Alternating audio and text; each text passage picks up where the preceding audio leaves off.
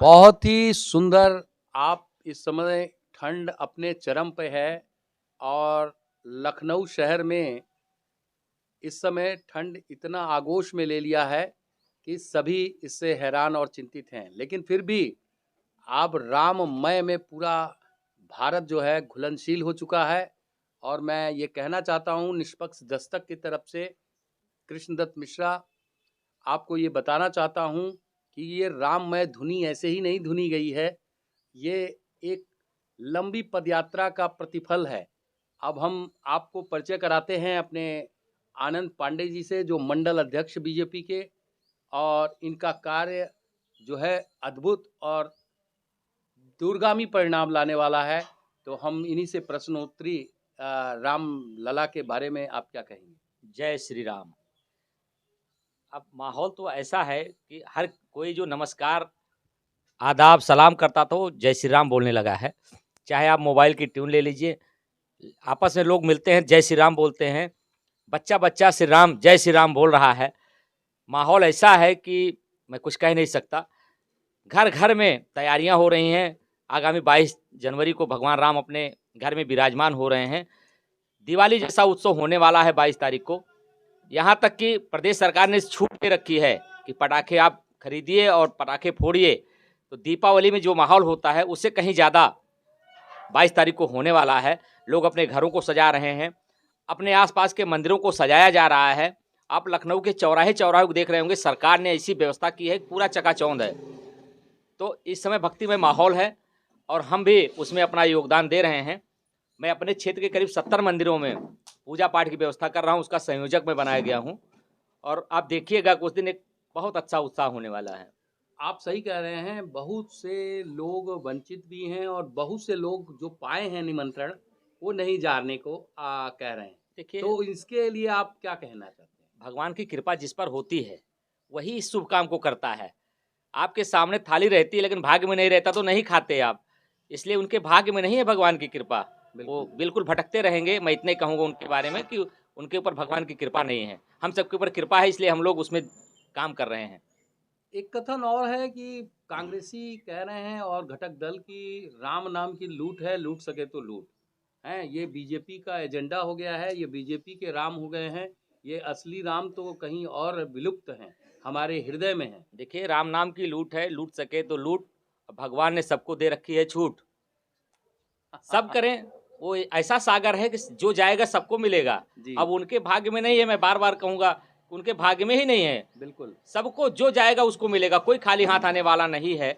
भगवान राम की ऐसी अनुकंपा है कि अथाह सागर जैसे समुद्र के जल को आप नहीं परख सकते कितना जल है, वैसे भगवान की कृपा आप परख नहीं सकते हैं।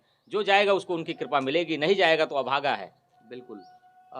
फिर भी हम ये देख रहे हैं कि एक आम आदमी में जल सैलाब जो उमड़ा है, कई लोग हाथ के बल जा रहे हैं, कई लोग उल्टा चल रहे हैं, कई लोगों ने प्रण लिया था कि जो है हम जब तक राम मंदिर बन नहीं जाएगा अन्न ग्रहण नहीं करेंगे। ऐसे भी लोग सामने आए हैं। देखिए, अभी तो कई खबर ऐसी आ रही है कि एक मुस्लिम महिला दिल्ली से पैदल चल करके अयोध्या जा रही है।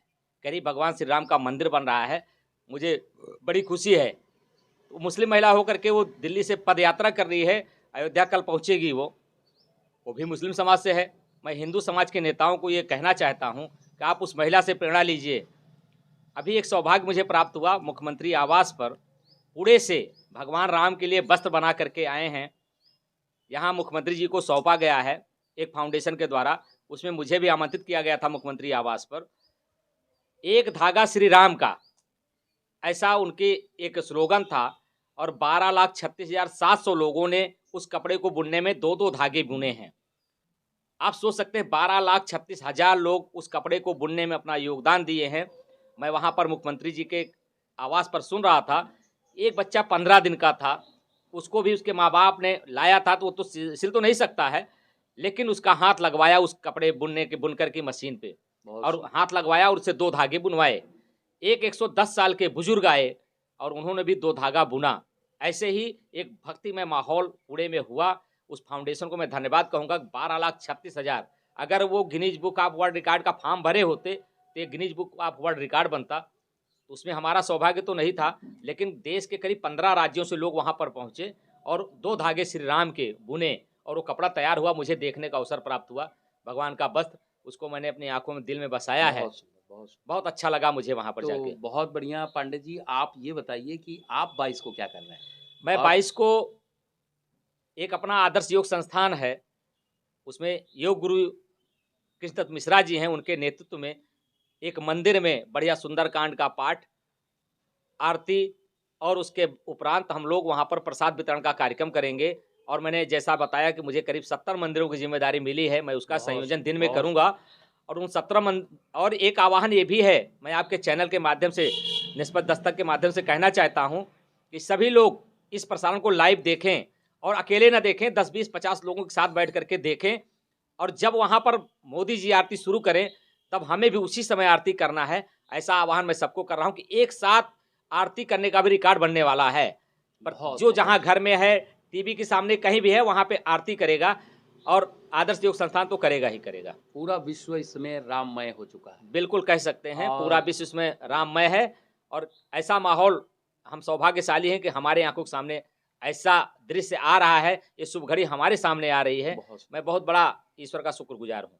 बहुत बहुत धन्यवाद पांडे जी आपका। मैं निष्पक्ष